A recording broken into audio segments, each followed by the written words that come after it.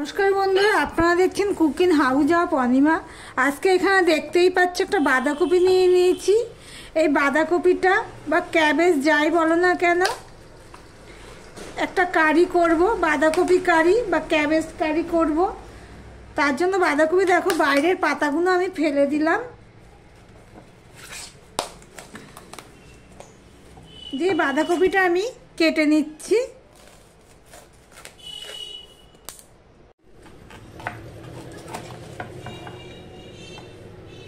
বাঁধাকপিটা বেশ টাটকাই আছে, দুদিন হয়েছে তবুও টাটকাই রয়েছে। যারা ভিডিওটি দেখছো লাইক দিয়ে কন্টিনিউ করো, প্লিজ ডু লাইক।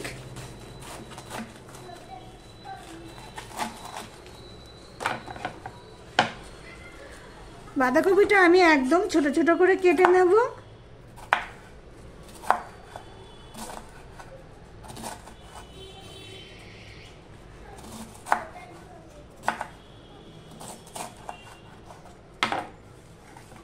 ঠিক এইভাবে আমি বাঁধাকপিগুলো কেটে নিচ্ছি, দেখতে থাকো বন্ধুরা। আমি আধখানা বাঁধাকপি কেটে নিয়েছি আমাদের পরিমাণ মতো। তোমরা তোমাদের পরিমাণ মতো নিয়ে নেবে, নিয়ে একটা গামলায় তুলে নিলাম। এটা আমি এবার ধুয়ে নেব। আর আধখানা বাঁধাকপি আমি অন্য একটা রেসিপি তোমাদের সাথে শেয়ার করব, দেখতে থাকো বন্ধুরা প্লিজ। অন করে একটা কড়াই বসিয়ে দিয়েছি, আর এখানে দেখো বাঁধাকপিগুলো আমি ধুয়ে নিয়েছি, একটা থালায় একটা ডিশে নিয়ে নিয়েছি। এবার আমি এটা দিয়ে দিচ্ছি। কড়াইটা গরম হয়ে গেছে।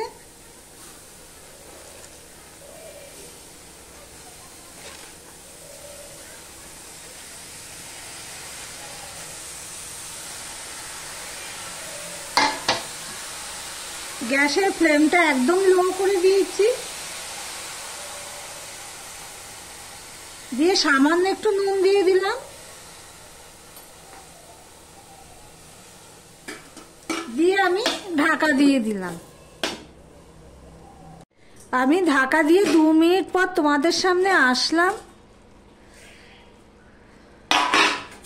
এবার আমি সম্পূর্ণটা ভালো করে মিশিয়ে নিয়ে নিচ্ছি, দেখতেই পাচ্ছ।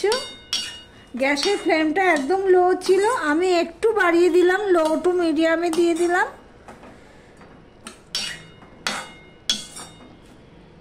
আমি এখানে জল দিইনি, এমনিতেই বাঁধাকপিটা ভাপিয়ে নেব। নুন দিয়েছি যেহেতু, সেই জন্য আমি সম্পূর্ণটা এইভাবে মিশিয়ে নিয়েছি। এবার আবারও ঢাকা দিয়ে দিলাম। গ্যাসের ফ্লেমটা আমার লো টু মিডিয়ামে রয়েছে, কেননা একটু জল বেরিয়ে গেছে, তলায় আর লাগবে না। গ্যাসের ফ্লেমটা লো টু মিডিয়ামে দিয়ে আমি আরও 2 মিনিট ঢাকা দিয়ে রান্না করে নিয়েছি। এবার আমি গ্যাসটা অফ করে দিলাম। দেখো তলায় একটুও জল নেই, জলও শুকিয়ে গেছে, আর বাঁধাকপিটাও ভাপানো হয়ে গেছে। গ্যাসটা অফ করে দিচ্ছি। এবার আমি এটা কড়াইটা খালি করে ফিরে আসছি, সঙ্গে থেকো বন্ধুরা। কড়াইটা বসিয়ে দিচ্ছি, গ্যাসটা অন করে। আর বাঁধাকপিটা আমি ঠিক এই জায়গাটা নিয়ে নিয়েছি একটা থালার মধ্যে। দেখো কড়াইটা গরম হয়ে গেলে এখানে আমি সর্ষের তেল দিয়ে দেবো। এই রান্নাটা আমি সর্ষের তেলেই করব। আমি 2 চামচের মতো সর্ষের তেল দিয়ে দিলাম। এদিকে সর্ষের তেলটা হতে থাক, ততক্ষণে আমি দেখাচ্ছি কি কি নিয়ে নিয়েছি এই রান্নাটা করার জন্য। সবার প্রথমে নিয়েছি আদা পেস্ট, বেসন নিয়ে নিয়েছি, টমেটো কুচি নিয়ে নিয়েছি, পেঁয়াজ কুচি নিয়েছি, রসুন কুচি নিয়েছি, আর এখানে 2টো কাঁচা লঙ্কা নিয়ে নিয়েছি।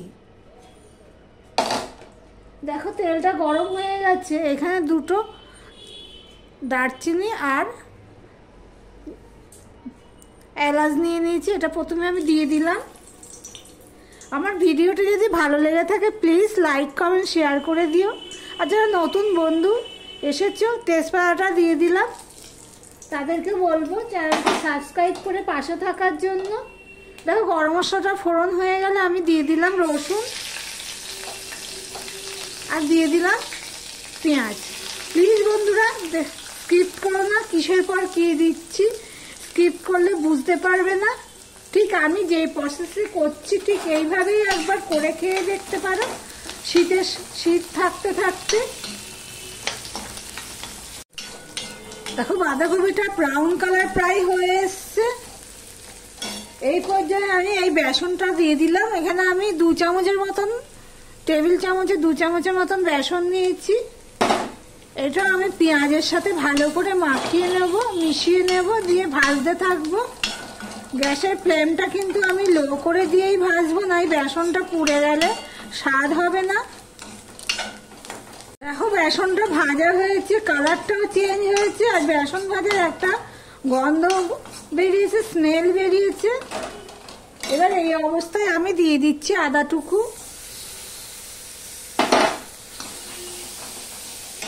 আর দিয়ে দিচ্ছি 2টো লঙ্কা, কাঁচা লঙ্কা আর টমেটো। টমেটোর পরিমাণটা দেখতেই পাচ্ছ, একটা বড় সাইজের টমেটো দিয়ে দিয়েছি। টমেটোটা নরম হওয়ার জন্য দিয়ে দিলাম একটু নুন।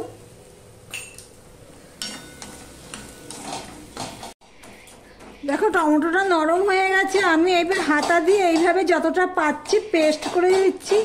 গ্যাসের ফ্লেমটা কিন্তু লোতেই রেখে দিয়েছি, যেহেতু বেসন দিয়েছি। হ্যাঁ, এবার যদি তুমি একটু বড় করে গ্যাস দিয়ে দাও তাহলে কিন্তু পুড়ে যেতে পারে। জলও নেই, সুন্দর একটা স্মেল বেরোচ্ছে। প্লিজ একবার ট্রাই করে দেখতে পারো। ভাত রুটি দুটোর সাথেই দারুণ খেতে লাগবে। এবার এর মধ্যে কিছু মশলা অ্যাড করবো। এতক্ষণ তো কোনো মশলাই দিইনি। 1/2 চামচের মতন দিয়ে দিলাম হলুদের গুঁড়ো, 1/2 চামচ, 1 চামচের প্রায় আমি দিয়ে দিলাম জিরের গুঁড়ো, আর 1 চামচের মতন আমি ধনের গুঁড়ো দিয়ে দিলাম। লঙ্কার গুঁড়োটা আমি দিলাম 1 চামচ। মশলাটা কষানোর জন্য আমি অল্প একটু টিফিন কৌটো আদা ছিল, সে আদা ধোয়া জলটা আমি টিফিন কৌটো ধোয়া জলটা দিয়ে দিলাম।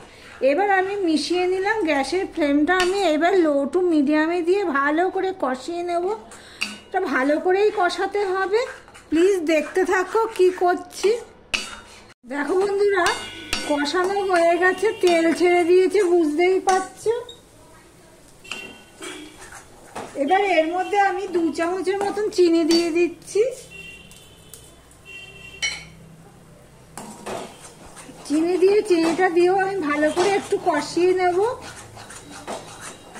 1 মিনিটের মতন কষিয়ে নেব, যতক্ষণ না চিনিটা গলে যাচ্ছে।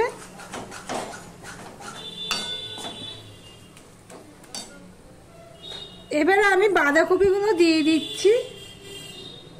তোমাদের একটা কথা বলছি, প্লিজ তোমরা ভিডিওটি টেনে দেখো ঠিক আছে, কিন্তু না দেখে একদম কমেন্ট করবে না। বড় ভিডিও হলে কেউ পুরো দেখে না। এটা যতই যে বলুক না কেন আমি ফুল ওয়াচ করলাম, হ্যাঁ, কেউই দেখে না ফুল ওয়াচ করলে। তাহলে আমি তো বুঝতেই পারবো, যার ভিডিও সে তো বুঝতেই পারবে। 30 জন দেখলে 8 মিনিটও দেখা হয় না, তাহলে কি করে ফুল ওয়াচ হয়? এবার আমি সম্পূর্ণটা আমি মিশিয়ে নিচ্ছি। মিশিয়ে নিয়ে আমি আরেকটু কষিয়ে নেব। 8 মিনিটের ভিডিওতে 30 জন দেখলে 8 মিনিটও দেখা হয় না। এবার তাদের ভিডিও দেখছো, ওয়াচ টাইম দেখছো, তারা নিশ্চয়ই বুঝতে পারো। দেখো তোমাদের সাথে কথা বলতে বলতে আমার সম্পূর্ণটা মিশিয়ে একটু কষানো হয়ে গেল।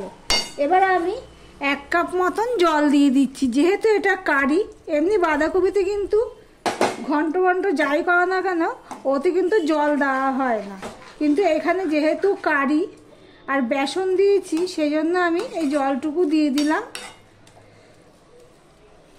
আরও একটু আমি জল লাগবে, দেখতেই পাচ্ছি।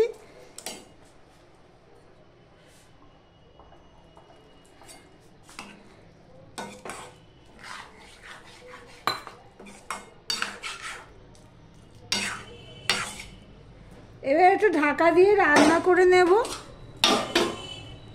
মিডিয়াম টু লোতে রেখে আমি প্রায় 5 থেকে 6 মিনিট ঢাকা দিয়ে রান্না করে নিয়েছি। মাঝে এসে আমি এইভাবে একটু নেড়ে দিয়েছি। দেখো বন্ধুরা কি দারুণ হয়েছে। ভাত রুটির সাথে পুরো জমে যাবে। একটু বেশিই খাবে ভাত রুটি। তোমরা যদি করে না খেয়ে থাকো প্লিজ একবার ট্রাই করে দেখতে পারো। বাঁধাকপি, শীতের বাঁধাকপি দিয়ে এবার আমি এটা একটুখানি মিশিয়ে নিলাম ধনেপাতা দিয়ে, দেখতেই পাচ্ছ। গ্যাসটা অফ করে দিলাম আর আমি ঢাকা দিয়ে স্ট্যান্ডিং টাইমে রেখে দিলাম। ভিডিওটি আজকের মতন এখানেই শেষ করলাম।